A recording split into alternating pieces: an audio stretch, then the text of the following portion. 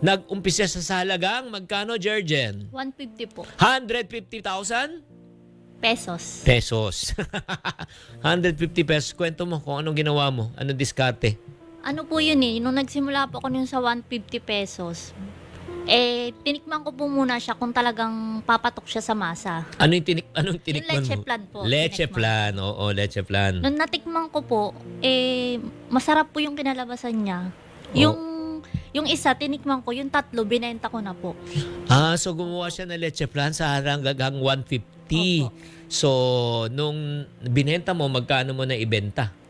70 po ang benta ko nung isang lanera. Lanera. Lanera, no? Opo. Isang lanera, 70 pesos times 3, 210. Pero dapat 280 kasi nakain mo yung isa. Opo. So, yung 150, 280 dapat. So, almost 100% ang kita. Di ba? Almost ano. Opo. So, pagkatapos nun, Ano po, binalita ko po sa kapatid ko. Tapos yung kapatid ko po, umorder sa akin, tapos binenta niya po sa trabaho niya. magkano naman niya binibenta yung 70 pesos? Parang nag-a-add lang po siya ng 20 pesos. O 90 pesos? Opo. Panalo? Opo. So, ngayon, ilan ang umu-order na? Yung, nung ginawa ng kapatid mo, tuloy-tuloy ba yung order? Parang nag-stop na po siya ngayon kasi sa Cavite na po siya nakatira ngayon. Pero parang ano po yun, hanggang 2021 po, nagbibenta siya. 2016 hanggang 2021. O, di ba 5 nagbenta taon po. din yun? Opo. Nakakailang, ano siya, ilang lanera? Minsan po pag payday, magpapadeliver siya ng 20 pieces, 30 pieces. Wow! Not bad, not bad. Di ba, di kumikita siya ng mga extra, mga 400 to 600? Opo. Wow! Ikaw naman, kumikita ka ng bongga-bongga. Oo nga po. So, kailan ka nag-umpisa nito? Kailan? 2016 po yun. 2016. Opo. At ito pa, si Jergens at saka yung asawa niya, andong dating trabaho.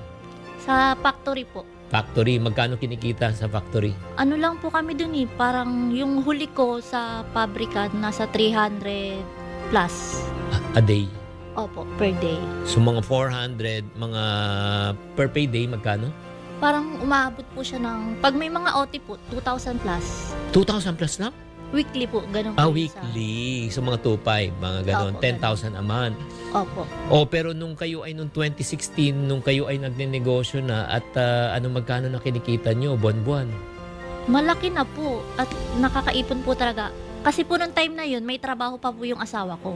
Yung lahat po ng needs namin, dun po sa sahod ng asawa ko kinukuha. Tapos yung pong sa leche plan, naka-separate lang po siya. Wow, grabe Kaya po naman. napalago namin. Grabe naman. So kailan kayo nagsimulang mag-ipon? Kailan kayo nagsimulang mag-ipon? Simula po nung nag-leche plan ako, Nag-leche plan? nag-iipon na po ako. Oo. Siyempre, sa umpisa, di ba, yung magkano yung umpisang inaipon mo? Magkano yung umpisa? Yung pinakamalaki po sa sa bangko ko po inipon. Nasa 60,000 po yung pinaka naipon ko. Oo, 60 agad? 60? Hindi, gano'ng Opo, katagal yun? Parang nag-start po ako mag-leche plan March. Tapos po mga po yun mga September. March, April, May, June, July, September. Opo. So, 60,000, 10,000 pesos ang naipon mo kada buwan. Opo. So, nung na-realize mo nung September na meron ka ng 60,000 pesos sa bangko, ano yung parang nasabi mo sa sarili mo? Nung pong nagtatrabaho ako sa hindi po ako nakakahawak ng ganong kalaking halaga. Oo. Opo, kasi po yung sahod namin sa per week, yun po yung ginagastos namin per week din. Yung susunod na week, Yun kailangan po namin pagtrabahuan pa ulit.